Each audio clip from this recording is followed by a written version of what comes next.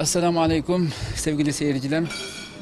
Dünyanın her yerindeki kardeşlerimize buradan Kocaeli, Türkiye Kocaeli, Kartepe'den sevgilerimizi, saygılarımızı sunuyoruz. Allah'ın selamı, bereketi, rahmeti üzerinize olsun.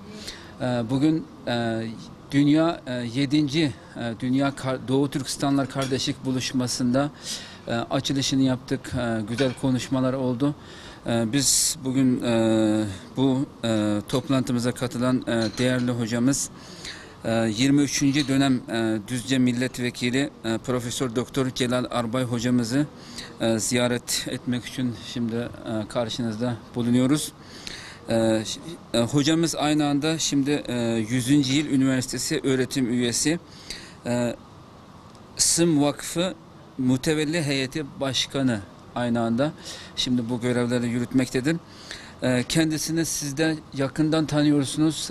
Doğu Türkistan davası için, Uygurlar için, Doğu Türkistan davası için hep bizim yanımızda olan, en güçlü sesle yanımızda duran büyüklerimizden biridir kendisi.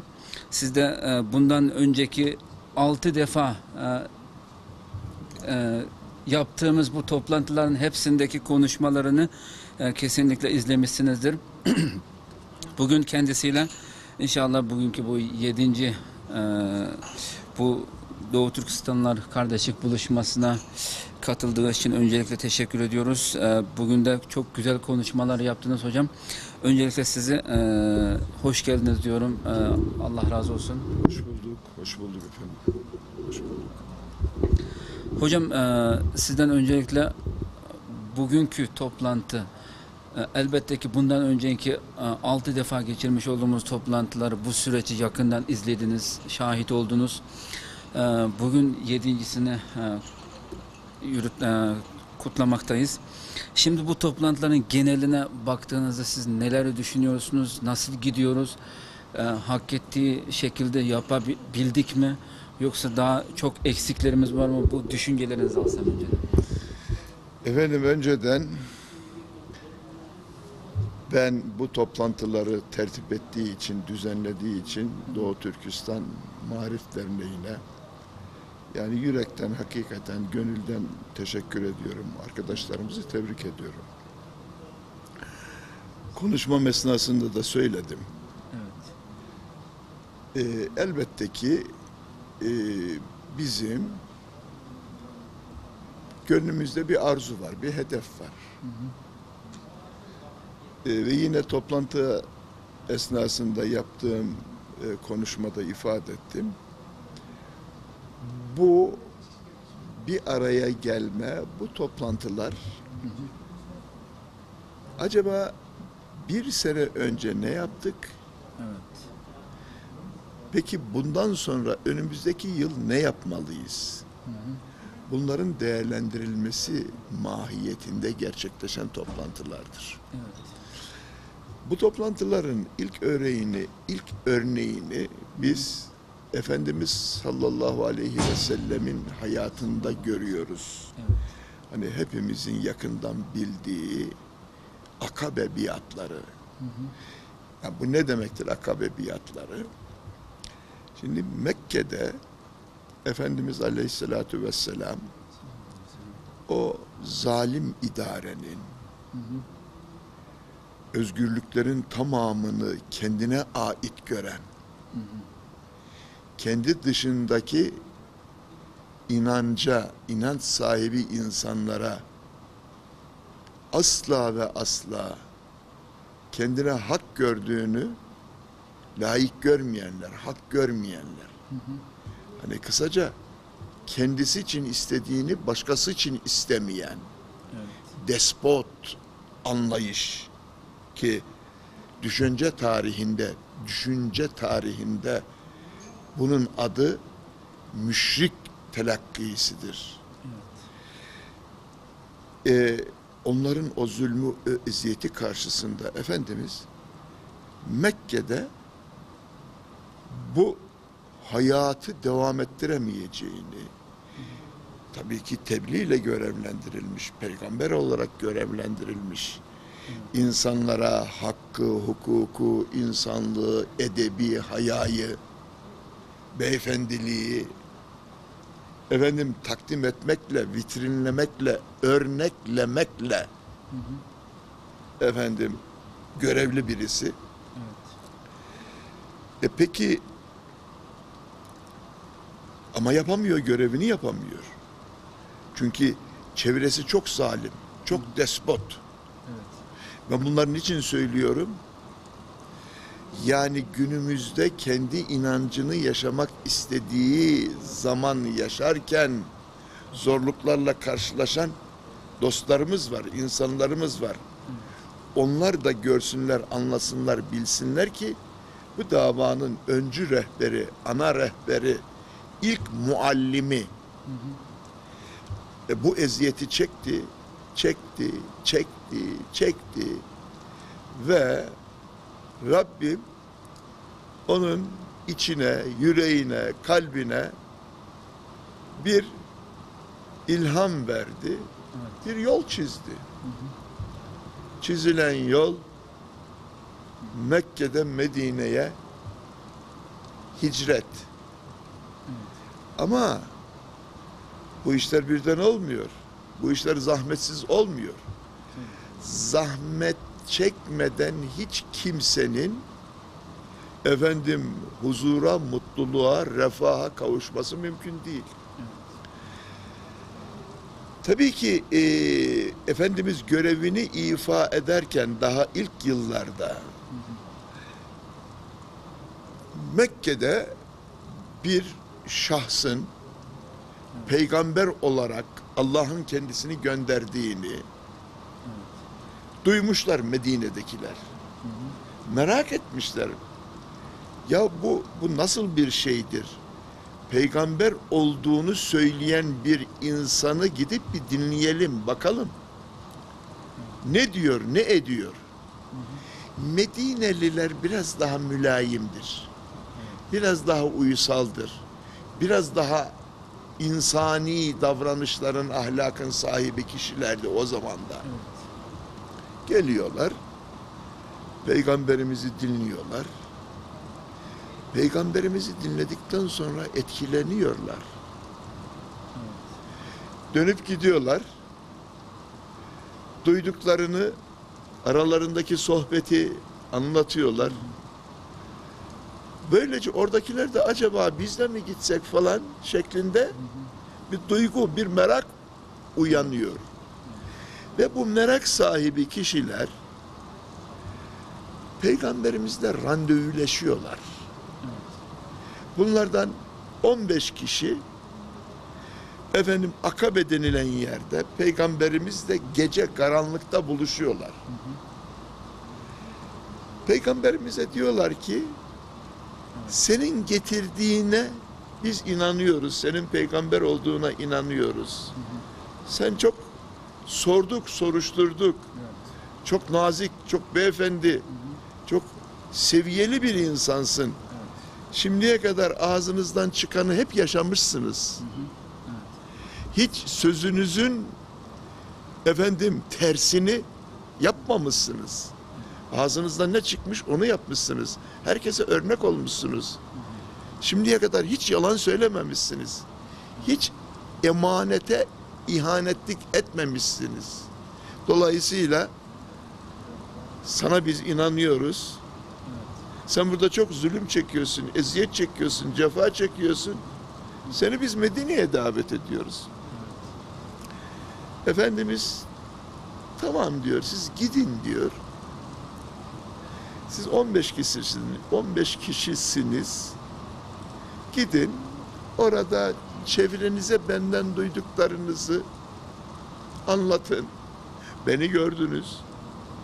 Benim tavrımı, şeklimi, şemailimi, jest ve mimiklerimi gördünüz. Bunları anlatın, söylediklerimi anlatın. Ve beni oraya çağırıyorsunuz. Bu bir yıl içerisinde acaba siz bana geldiniz, benimle muahede yaptınız, sözleşme yaptınız, beni davet ediyorsunuz. Acaba bunda ne kadar samimisiniz? Bunu hem siz görün hem ben göreyim. Hem de etrafınızda acaba Siz kaç kişiyi etkileyebiliyorsunuz? Bunu da görelim. Bak bir sene sonra tekrar Akabe denilen yerde bir daha toplantı oluyor. Orada o toplantıya Medine'den gelenlerin sayısı 75. Ne oldu? Efendim 15, 75, 5 kere 5, 25, 5 kere 1, 5, 2 daha 75. Bir kişi kaç kişiyi etkilemiş? 5 kişiyi etkilemiş. Bir yıl içerisinde. Bunlar tekrar gitmişler. Orada altyapıyı oluşturmak için çalışmışlar, gayret etmişler. Peygamberimiz de bunların samimiyetini görmüş ve Medine'ye hicret etmiş. Şimdi diyeceksiniz ki bununla bizim toplantıların ne şeyi var? Ne alakası var? Bakın şimdi.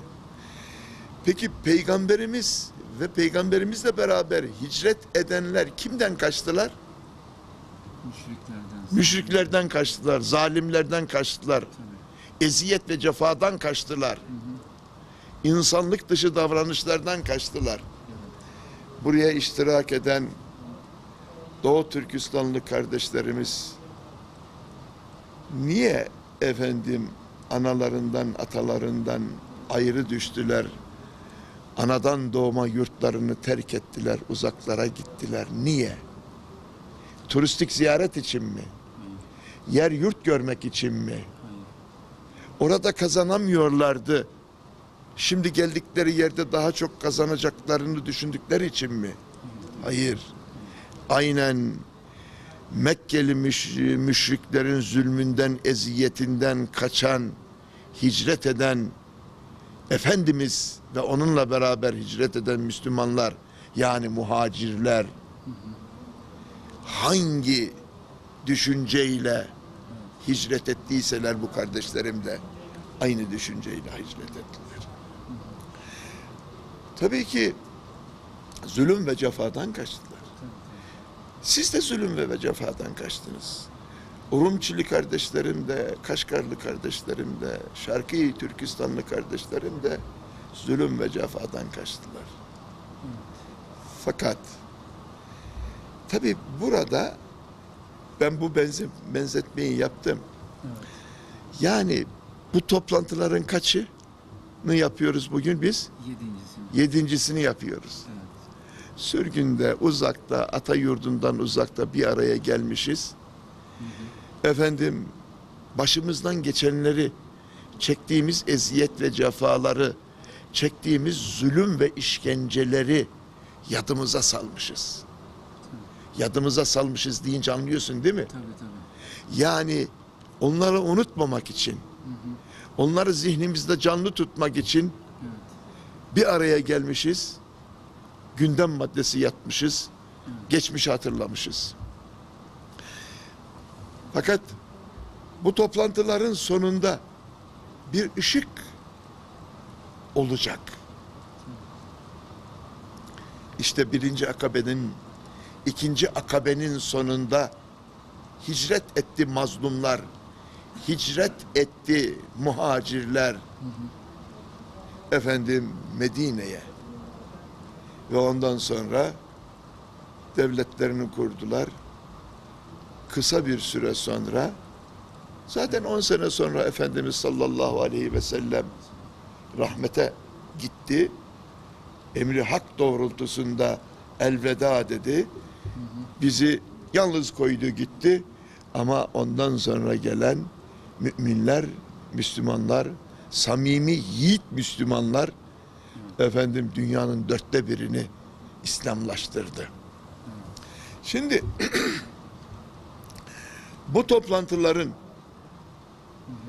ana özelliği işte o temel ruh yapımızı, o temel inancımızı, vatana bağlılığımızı, millete olan sevgimizi, ata yurduna olan aşkımızı, sevdamızı ve ata yurdunda kendi irademizle oluşturduğumuz, kendi irademizden kaynaklanan ve inancımızın ana kaynaklarından neş'et eden, huruc eden, oradan meydana gelen efendim kural ve kaidelerle birlikte efendim biz de mutlu olmak istiyoruz. Bakın bugün dünya hukukunun, ben hukuk sosyolojisi okutuyorum, hukuk felsefesi okutuyorum. Orada bahsettiniz İstanbul Yeni Yüzyıl Üniversitesi Hukuk Fakültesi'nde. Bugün dünya insanlık hukukunun gelmiş olduğu nokta nedir biliyor musunuz?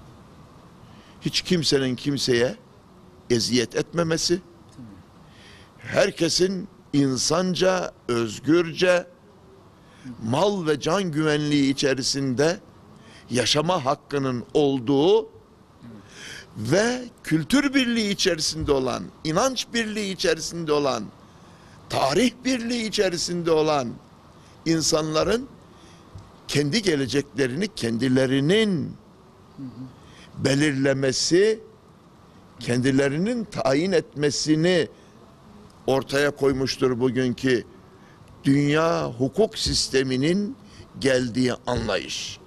Evet. Tamam mı canım kardeşim? İnşallah biz de burada toplandık. Arkadaşlara dedik ki, ben dedim ki arkadaşlar biz eziyet ve cefaya maruz olmuş, zulme uğramış, vatanından kovulmuş insanlarız. Evet. Bir kere buraya geldik. Önce hüznümüzü yadımıza salacağız. Evet. Geçmişimizi unutmayacağız. Geçmişimizi unutmayacağız. Ve önce kendimizin huzurlu bir hayata, huzurlu bir ortama, daha sonra Doğu Türkistan Türk'ünün huzurlu, mal güvenliği, can güvenliği içerisinde kendi inanç ve kabullenişleri doğrultusunda kendi iradesinin ortaya koymuş olduğu kurallar dahilinde insanca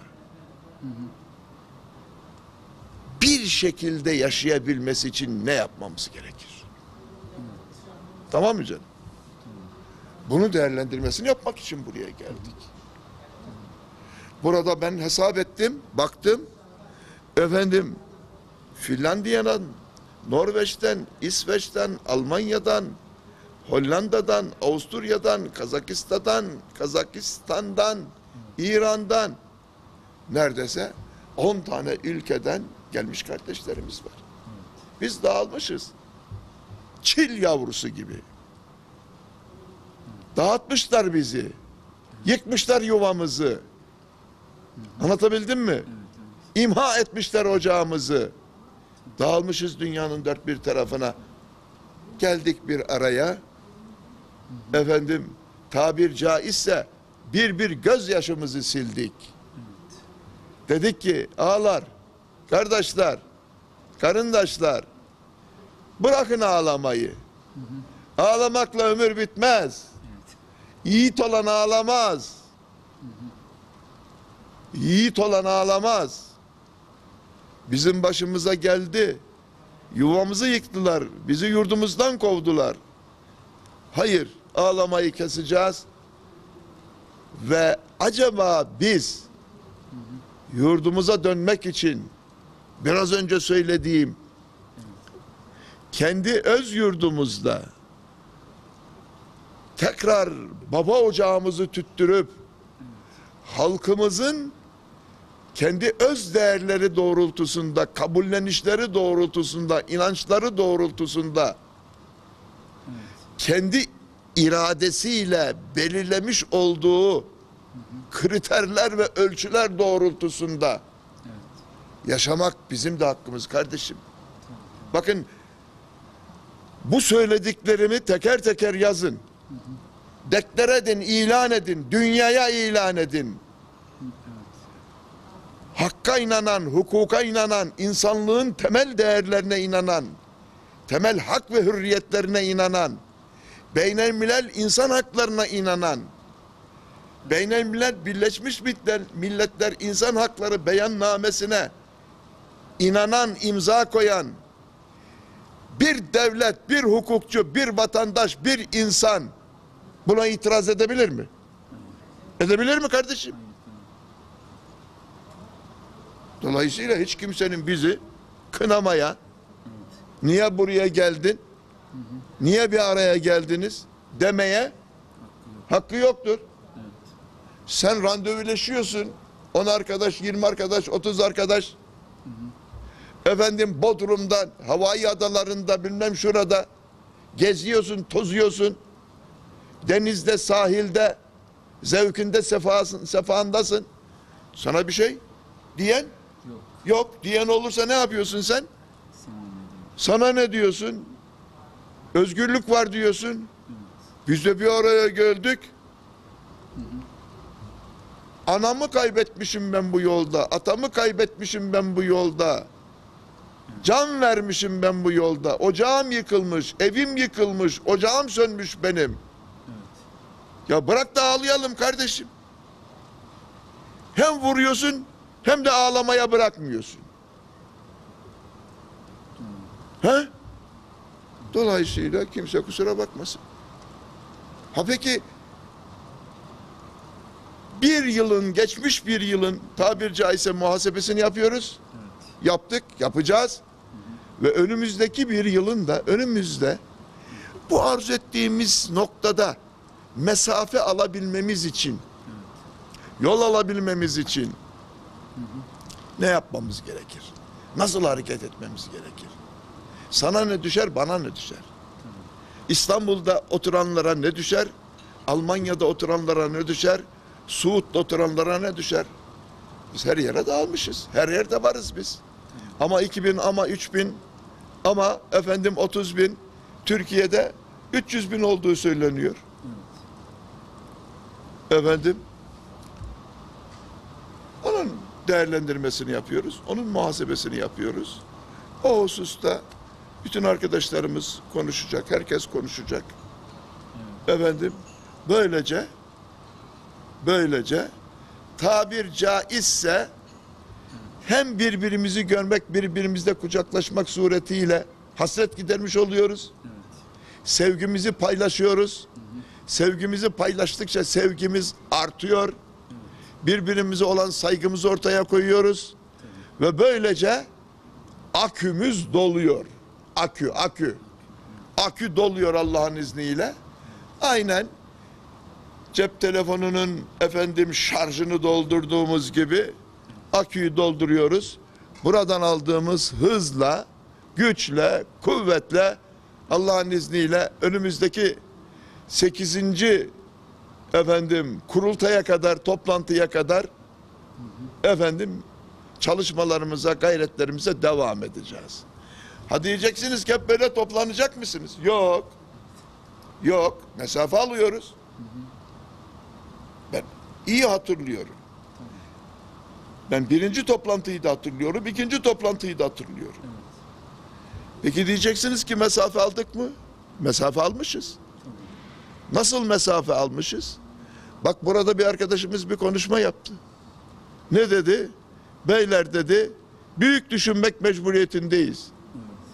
Artık aşiret zihniyetinden, kabile zihniyetinden kurtulup evrensel düşünmek mecburiyetindeyiz. Evrensel değerleri öne çıkartmak mecburiyetindeyiz. Ya bizim peygamberimiz evrenseldi kardeşim. Bizim peygamberimiz evrenseldi değil mi kardeşim? Tabii. Elbette ki. Bütün alemlere gönderilmiş, rahmet olarak gönderilmiş bir peygamber. Bütün alemlere rahmet olarak gönderilmiş evrensel bir peygamberin mensubu, ümmeti Ahmet'e, Mehmet'e efendim küçük düşünmek yakışır mı? Büyük düşüneceğiz. Büyük düşüneceğiz ve bizim hedefimiz, biz kendimiz için ne istiyorsak herkes için aynısını istiyoruz. İnancı bizi ilgilendirmez. İnsan olsun, adam olsun, zulmetmesin. Kendisine tanıdığı hakkı bana da tanısın.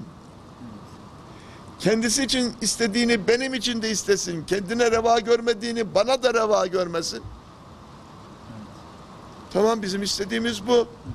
Bizim düşmanımız, bizim düşmanımız otomatik düşman, böyle bir şeyimiz yok bizim. Biz zaten peygamberin ümmeti olaraktan herkese kitap ve sünnetin güzelliğini götürmek mecburiyetinde miyiz? Tebliğ görevimiz var mı bizim? Var. Dolayısıyla tebliğ görevi olan bir insanın herkese insanlığı, adamlılığı, ahlakı, İslam'ı, kitabı ve sünneti tanıtma görevi olan bir insanın kimseyle kötü olması, kimseye düşman olması mümkün değildir. Ben sana hem tebliğatta bulunacağım, kardeşim bu su çok güzeldir, bunu içer misin diyeceğim. Kardeşim bu kitap çok güzeldir, bunu okur musun diyeceğim. Kardeşim bu peygamber çok ahlaklı, çok edepli, çok beyefendi bir insandır. İşte onun davranışlarını anlatan kitap, ne güzel kitap, alır okur musun diyeceğim. Bunu sana diyebilmem için benim seninle kavgalı olmamam gerekir. Bak, herkes görsün, bilsin. Hiç kimse bizi öcü bellemesin. Biz melek insanlarız beyler. Bizim inancımız melek bir inançtır. Bizim medeniyetimiz melek bir medeniyettir.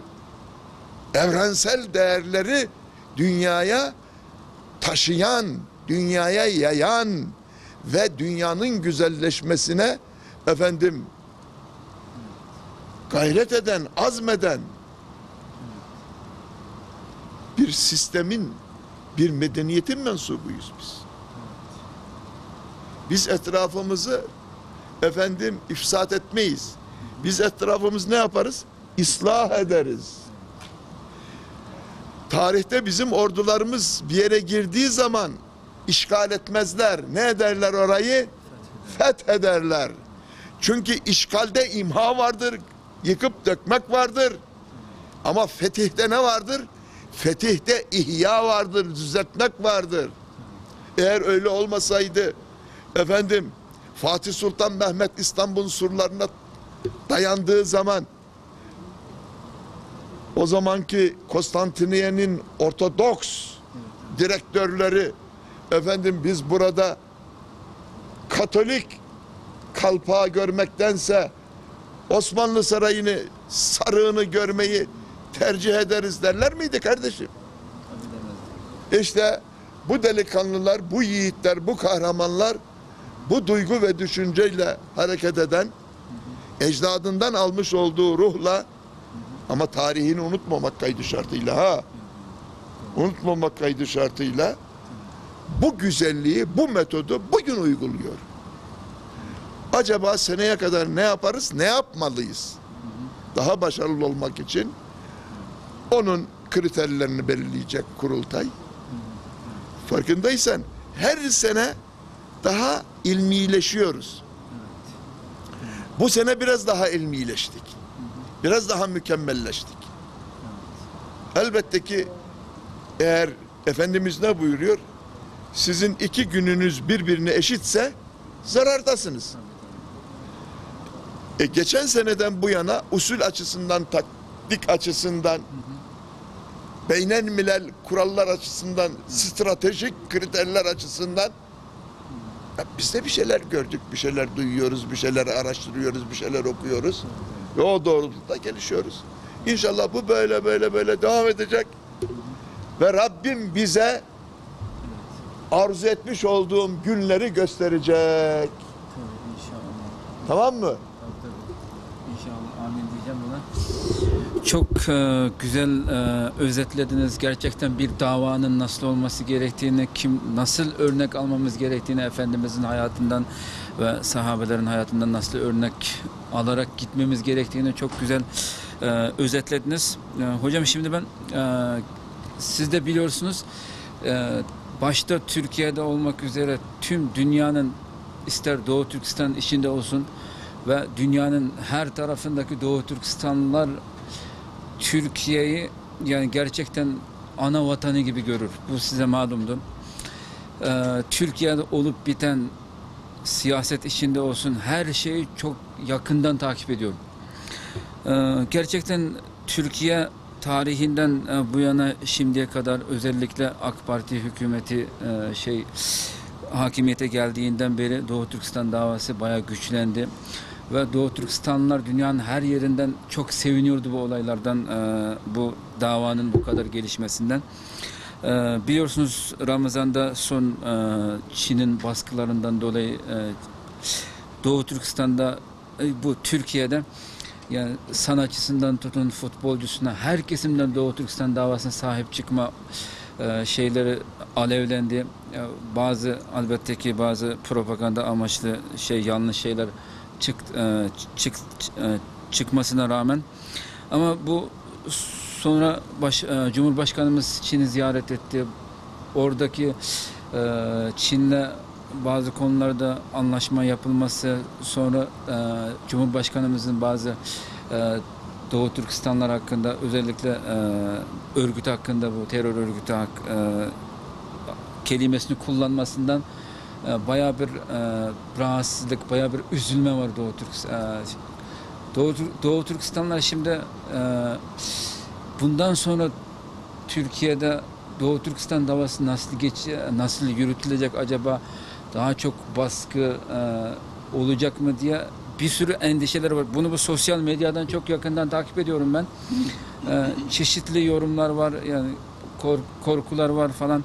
Siz bundan sonraki süreçte Doğu Türkistan davasını, şimdiki tabii ki Türkiye'de çok sıkıntılı günlerden geçiyor şimdi, siyasette olsun. Bundan sonra Doğu Türkistan davası acaba nasıl gidecek? Daha çok baskılarla yüzleşecek miyiz? Bunu en yetkili ağızdan, siz tabii ki bu hükümet içinde 23. dönemde bulunmuş bir şahsınız. Bu yüzden ben ekranlar karşısındaki kardeşlerimiz de sizden bir duysa, bu dava nasıl Türkiye'de nasıl gelişecek, nasıl yürütülecek bundan sonra? Şimdi efendim bir kere şunu söyleyeyim. Evet. Ben 23. dönemde AK Parti Düzce milletvekili idim. Evet. Tabii ki şu anda söylediklerim benim şahsıma ait sözlerdir. Tabii, tabii. Tamam mı? Hiç kimseyi bağlamaz. Evet. Efendim hiç kimseyi de Evet. tabir caizse bir borç altına, bir sorumluluk altına sokmaz. Sözlerimin sorumluluğu bana aittir. Tabii. Bir kere bunu söyleyeyim, bunu ifade edeyim. Ve hemen bakın karşı taraf deyince ne demek istediğimi, kimi kastettiğimi anlıyorsunuz değil mi? Evet, evet. Karşı taraf görevini iyi yapıyor. Ödevini iyi yapıyor. Çalışmasını iyi yapıyor. Bu tarih boyunca böyledir. Biz onların, Çinlilerin yalanına hiçbir zaman inanmadık. Hiçbir zaman da inanmayız. Şimdi bu diplomasi öyle bir şey ki, resmi geliş gidişler öyle bir şey ki, resmi bir kuş, bir güvercin Türkiye Cumhuriyeti Devleti adına uçsa Çin sınırına kadar gitse. Evet. Tamam mı efendim? Bir kere gümrükte bu kuşu durduruyorlar. Ondan sonra diyorlar ki kuşa, güvercine, sen bak buraya kadar istediğin gibi uçtun. Evet. Ya yok diyor, İran dedi ki şöyle uçacaksın. Ondan sonra Türkmenistan'a uğradım, o da böyle uçacaksın dedi. Kırgızistan'a uğradım, o da böyle uçacaksın dedi. İşte İstigöl'e geldik. Şimdi geldik buraya. O olsun. Buraya geldiysen, bizim kapıdan içeri girdiysen, ben nasıl istiyorsam öyle uçacaksın. Benim sana çizdiğim güzergahta uçacaksın. Anlatabildim mi? Şöyle gideceksin, şuraları dolaşacaksın. Bak seni ne güzel bir caminin avlusuna getirdim. Burada şadırvan da var, su da var burada. Ondan da bir su iç. Böyle çıkartacaklar güvercini. Güvercin de efendim tekrar dönüp Türkiye'ye gelecek. Güvercine sorsan sen burada, ya güvercin sen Çin'e kadar gittin. Tamam gittim diyor. Beni Urumçi'ye de götürürler. Urumçi'ye gittim mi? Götürürler, gittim. Urumçi'de efendim beni bir camiye götürdüler. Şadırvanında su içtim. Efendim bir camiye uğradık. Akşam namazıydı. Millet iftar ediyordu. Onu da bana gösterdiler. Bir camiye gittik. Efendim herkes namaz kılıyordu. Onu da gördük. Ya güvercin buralara sen kendi başına mı gittin yoksa seni birisi mi götürdü buralara? Ha? Ya kardeşim kendi başıma uçmak istedim ama bırakmadılar ki. Bir tarafımda bir kartal, diğer tarafımda bir başka kartal, önümde de bir öncü kartal, bir de arkamda bir kartal. Efendim ben onların ortasında, onlar nereye konduysa oraya kondum. Onlar ne zaman kalktıysa ben de havalanmak mecburiyetinde kalktım, şöyle hafif bir yan bakayım dedim öbür tarafa. Kartalın birisi bana bir yan baktı. Bir göz çaktı bana. Korktum dedim, koskoca kartal ya, ben Allah'ın bir garip güverciniyim. Evet. Şimdi sevgili kardeşim ben bu güvercine inanır mıyım ya? Tabii. He? Tabii hayır. Şimdi bakın bu son ziyaretleri bu şekilde değerlendireceksiniz. Bir kere şunu çok samimi olarak söylüyorum. Evet. Ben sizden çok Sayın Cumhurbaşkanımı tanırım. Benim Doğu Türkistan davasında Evet. samimiyetim, gayretim, sevdam neyse bütün samimiyetimle ifade ediyorum ki onunki benden fazladır, eksik değildir. Fazladır, eksik değildir.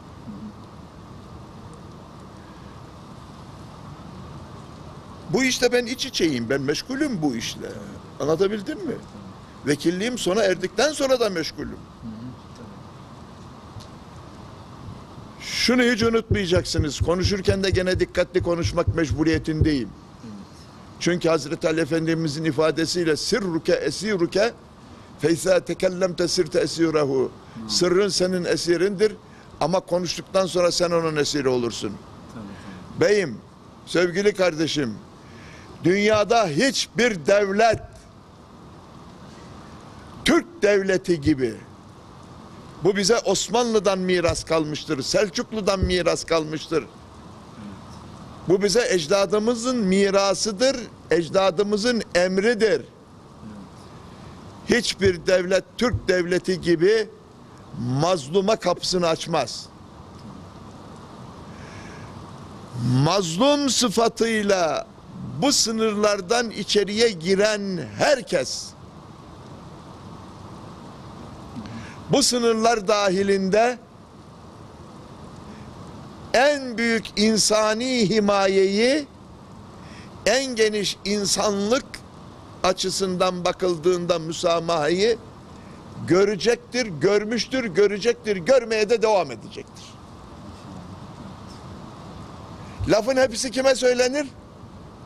Deliye söylenir. Lafın hepsini akıllıya söylemeye gerek yok. Akile işaret eden. Yeter. Tabii. Dolayısıyla hiç kimsenin Türkiye'ye efendim Doğu Türkistan kökenli olup da mazlum sıfatıyla sığınan hiç kimsenin endişe etmesine mahal yoktur. Kaldı ki efendim bu millet 2008 yılında efendim Gürcistan'ın devlet başkanı Sıkaşvili denilen bir adam vardı. Kalktı Rusya'ya harp ilan etti. Yani Rusya'da efendim harp ilan etti. Abhazya'ya ve Güney Osetya'ya efendim saldırdı bu adam. Rusya'da ne yaptı?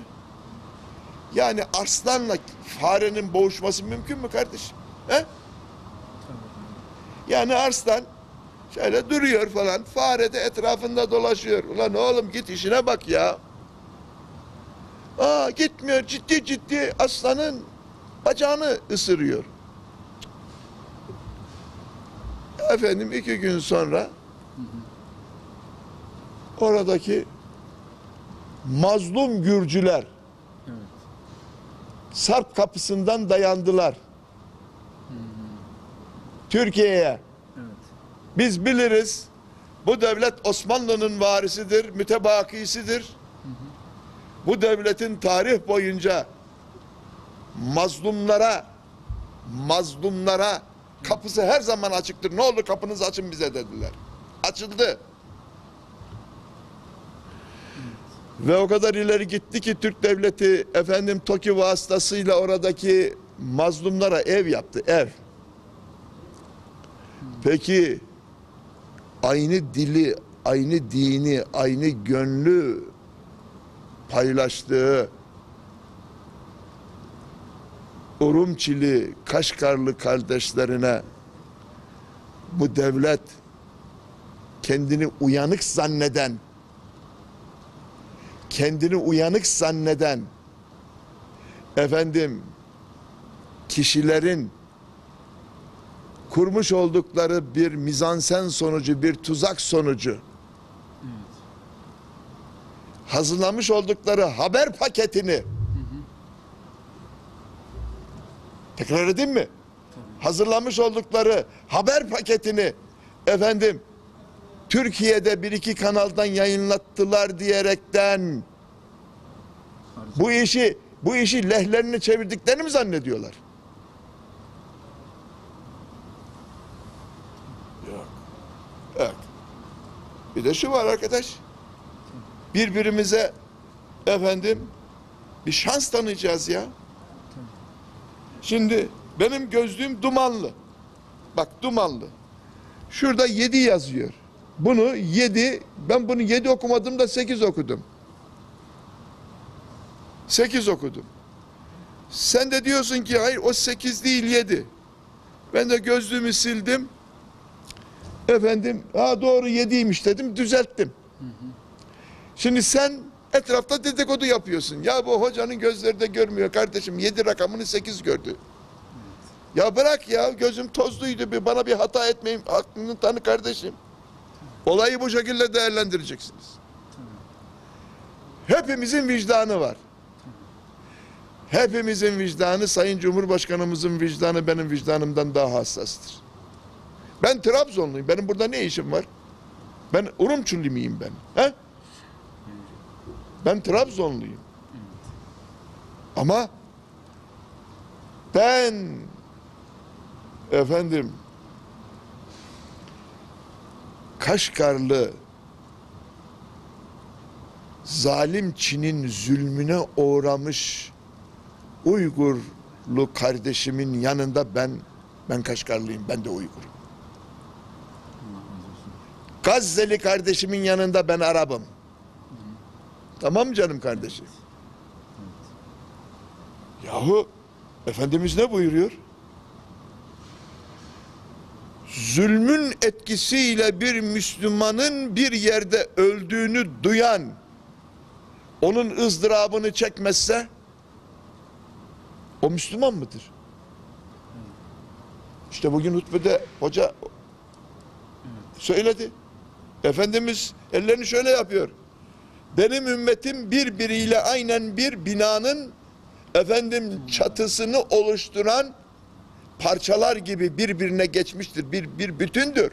Biz bir bütünüz. Şimdi soruyorum size, sizin şu dişiniz ağrıdığı zaman diğer vücudunuzun organları hiçbir şey yokmuş gibi rahat uyuyabiliyor mu? Uyuyamıyor, bunun acısına iştirak ediyor ve sabaha kadar bunlar da uykusuz kalıyor. Ama mutlaka ve mutlaka dünyada diploması çok farklı. Herkes kendini olduğundan farklı göstermek istiyor. Anlatabildim mi efendim? Dolayısıyla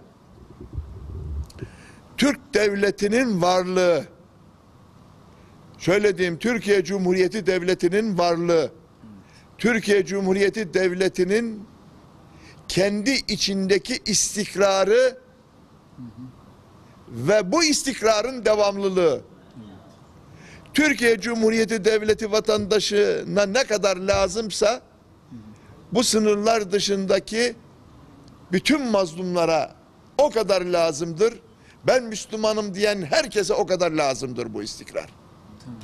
Onlar için zorunludur bu. Türkiye bunun sorumluluğu içerisindedir. Türkiye bunun sorumluluğu içerisindedir. Niye? Bunun sorumluluğu içerisinde olan bir iktidar 12 yıl iş başındaydı. Bakın, kimisinin gayreti, kimisinin duasıyla birlikte Rabbim bu 12 yıllık süre içerisinde bu millete, bu devlete bir ikbal nasip etti. Ya dünyanın 16. ekonomisi oldu bu devlet. Milli geliri fert başına 10 bin lira, 10 bin doları aştı. Yani bir laf vardır. Biz yalnız kendimiz için Müslüman değiliz. Biz yalnız kendimiz için yaşamıyoruz. Yani ne dediğimi anlayabildiniz mi? Yani zikzakın fazla olduğu, diplomasinin çok etkin olduğu, herkesin en azından bir günde 30 tane, 35 tane maske kullandığı bir dönemde, yani bu işler ancak bu kadar denir. Bu işler ancak bu kadar denir, bu kadar anlatılabilir. Kaşgarlı Mahmut hepimizin Kaşgarlı Mahmud'udur. Yusuf Has Hacip bizim kültürümüzün, dilimizin temelidir. Ben hukuk tarihi okutuyorum. Ben hukuk tarihi okutuyorum. Türk hukuk tarihi. Türk hukuk tarihini biz İslam öncesi hukuk tarihini Uygur hukukuna dayandırırız. En gelişmiş, en müşekkel rehin akdi var ya. İslam öncesi Uygurlarda rehin akdi var, satış akdi var. İpotek kavramı bile var. Yani bakın, bugün Anadolu'da süt hakkı vardır, süt hakkı. Başlık parası vardır. İşte evlenecek olan damat namzedi ile gelin namzedi, damat gelin namzedine bir para verir. Eski Türklerde buna kalın denir. Başlık parası. Ondan sonra bir bayramda koç gönderir. Aynı koç gönderme Uygurlarda da vardı. Ne zamandan bahsediyorum ben? İslam öncesi. 8. asırdan, 7. asırdan bahsediyorum. Biz bir bütünüz. Biz bir bütünüz. Sizin ızdırabınız bizim ızdırabımızdır. Kimse beni kınayamaz. Size bir şey söyleyeceğim. Kanuni Sultan Süleyman Belgrad'ın fethinden dönmüş. Süleymaniye'nin önünde bir düzenlenmiş.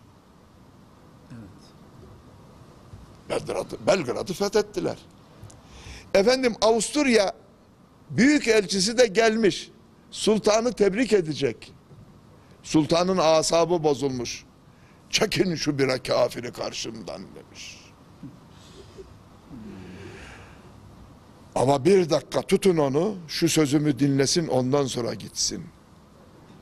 Siz eğer idareniz altındaki mazlumlara zulmetmeseydiniz, bizim İstanbul'dan kalkıp Belgrad'a kadar ne işimiz vardı? Niye gidelim? Siz zannediyor musunuz ki toprak ilhak etmek için gittik? Hayır. Biz o bölgedeki mazlumların ahına kulak verdik. Onu işittik.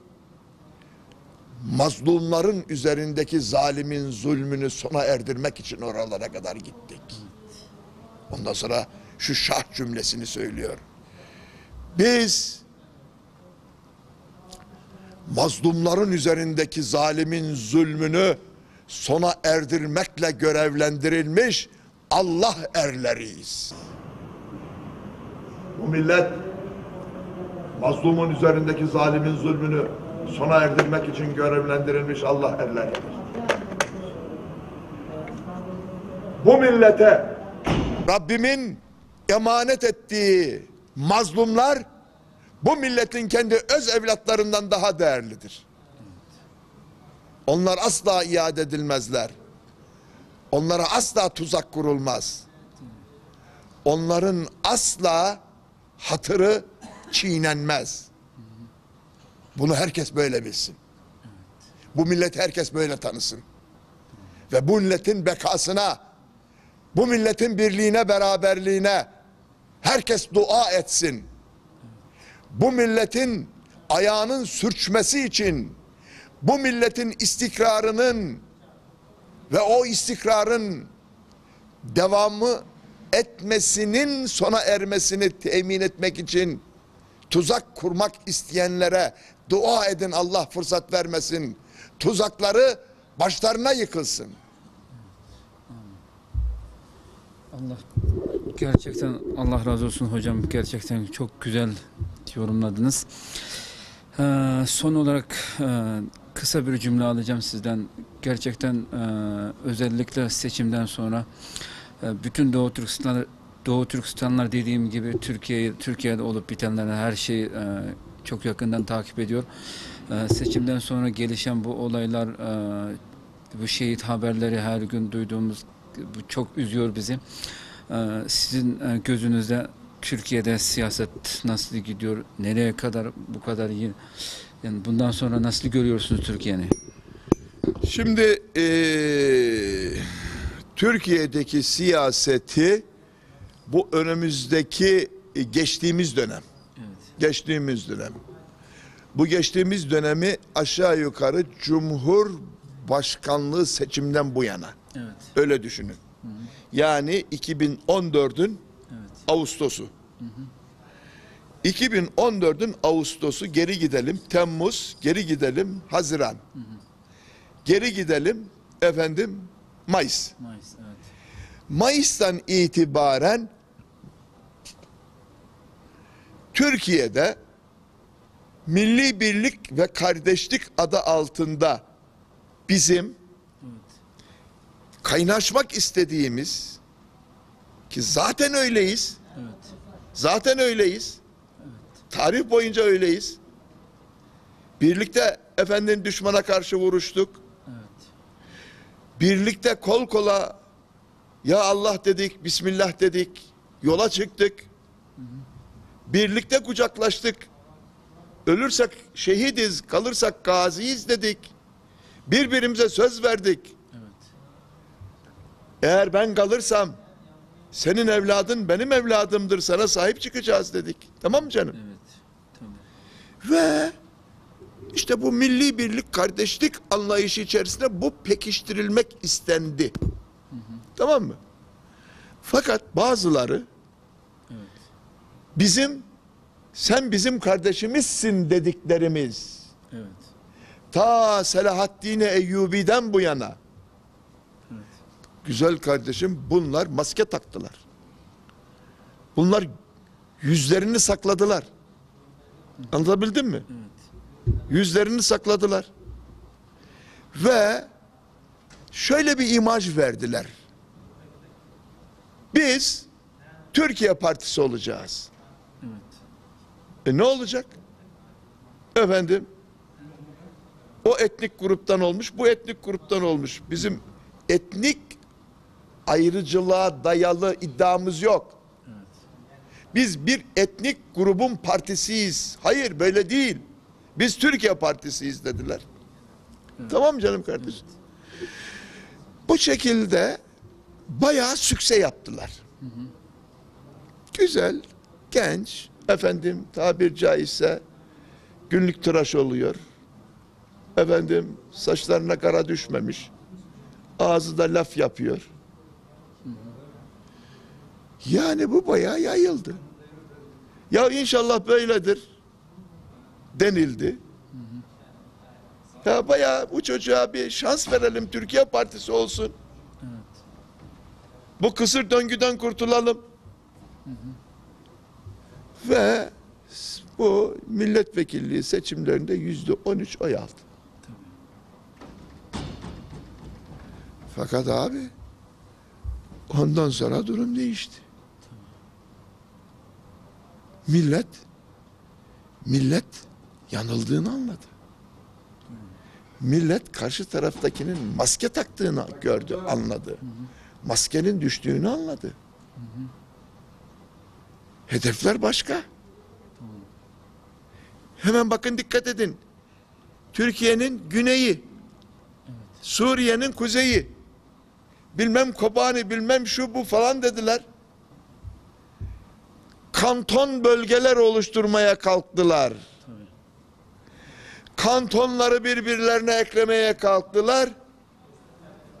Ulan oğlum, lan sen giderken biz geliyorduk ya.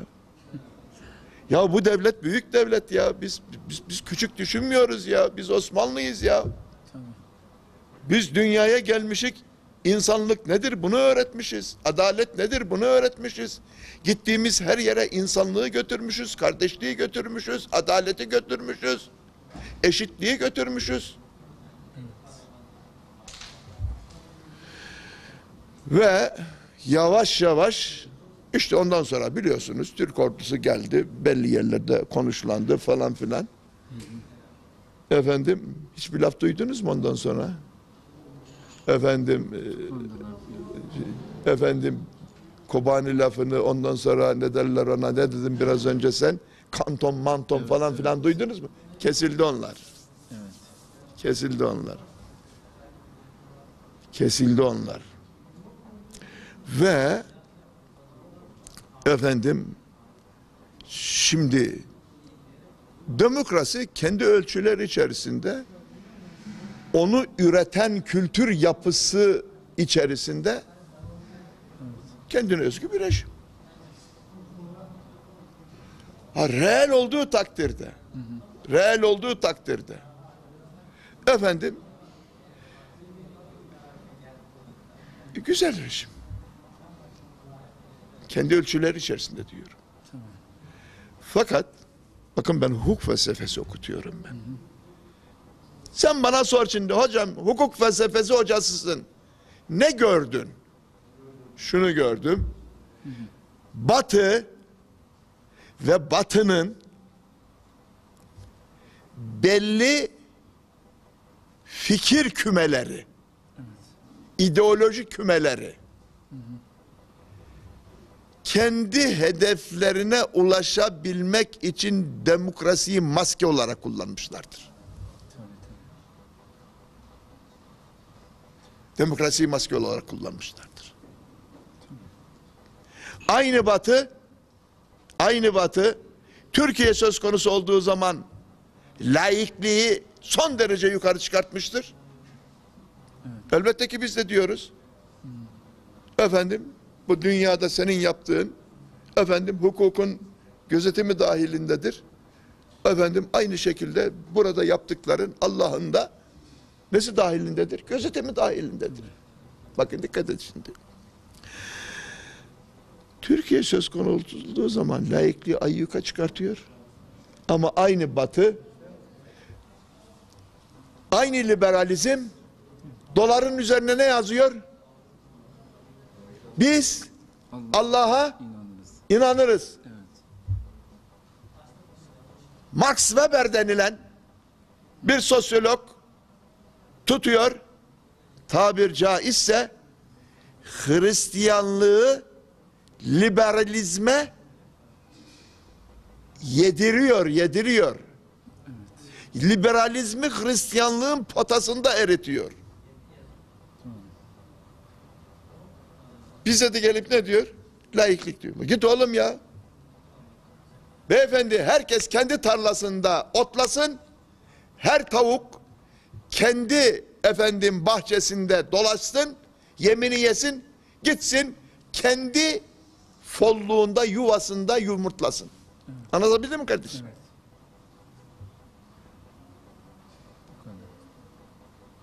Sen yiğitsin, saygın var.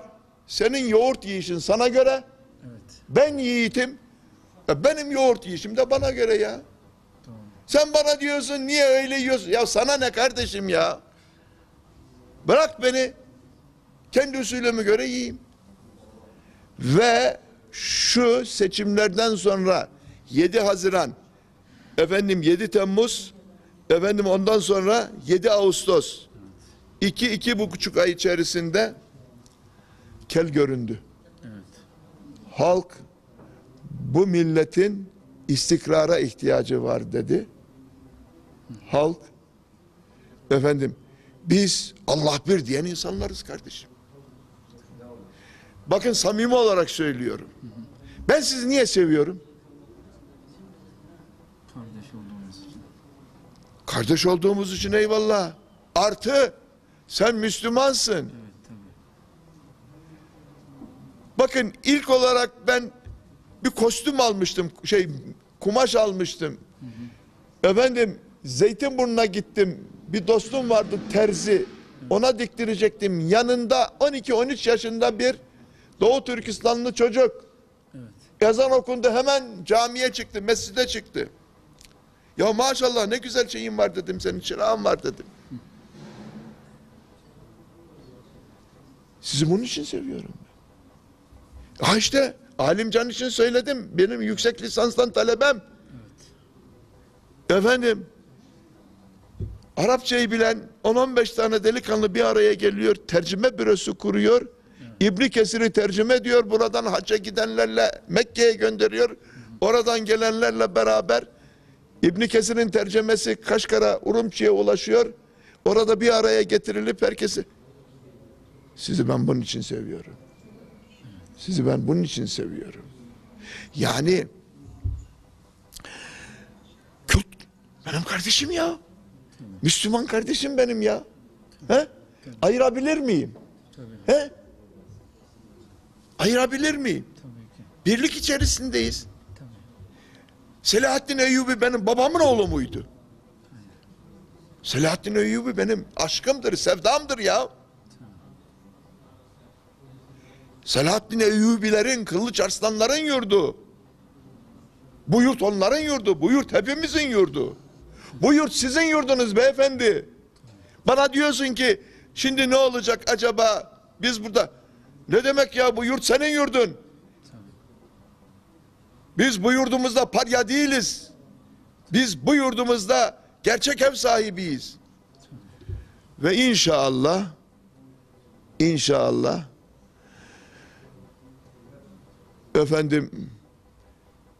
Müslüman bir delikten kaç kere sokulur?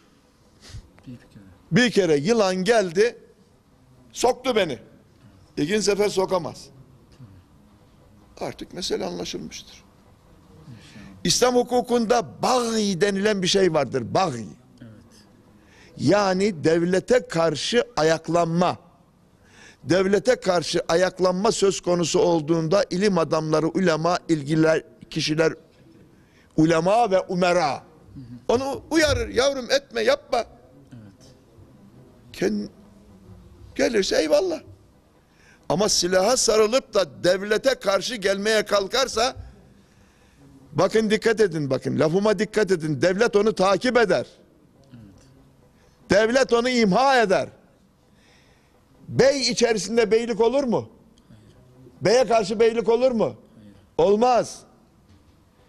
Türk devleti anarşiye bulaşmış, eline silah almış, devletin birliğine yöneltmiş, vatandaşına yöneltmiş, eşkıyanın kökü silinceye kadar, inleri başlarına yıkılıncaya kadar devam edecektir. Devam edecektir. Ama teslim olur gelir, elbette ki onun da ceza hukuk açısından takip olacağı, tabi tutulacağı bir muamele vardır, bir işlem vardır. Benim kardeşimdir, cezasını çeker, ticaretini yapar, kardeşimdir. Dolayısıyla şöyle düşünün, hani insanın vücudunda bir apse olduğu zaman, yani diş çürüdüğü zaman dişi ne yapmak lazım? Çekmek lazım. Bu Türkiye'nin lehinedir. Daha iyi olacaktır. Türkiye istikrar yakalayacaktır. Yakalamak mecburiyetindedir. Yalnız kendi vatandaşı açısından değil, bölgesi açısından, bütün Balkanlar açısından, akraba topluluklar açısından, Türk Cumhuriyetleri açısından, dünyanın mazlumları açısından Türkiye bu problemi çözmek mecburiyetindedir ve çözecektir de. Allah'ın izniyle. Çok teşekkür ediyorum. Rica ederim. Allah razı olsun. Çok güzel, değerli yorumlarda bulundunuz. Allah razı olsun. Tekrar teşekkür ediyoruz. Rica ederim. Allah razı Sağ olun. olsun.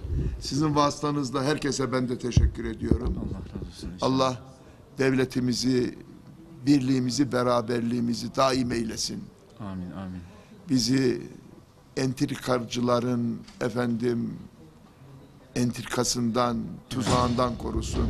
Evet. Doğu Türkistanlı kardeşlerime, Urumçili kardeşlerime Rabbim sahip çıksın. Onları himaye etsin. Amin, amin. Onları inşallah. himaye etsin. Amin, amin. Onların himaye daha çok ihtiyacı var. Amin, amin inşallah. Saygılar sunuyorum. Teşekkür ediyoruz. Allah razı olsun.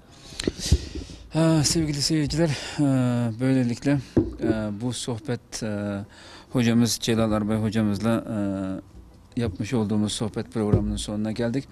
İnşallah başka bir programda görüşmek üzere. Allah'a emanet olun. Esselamu Aleyküm ve Rahmetullahi Teala ve Berekatuhu.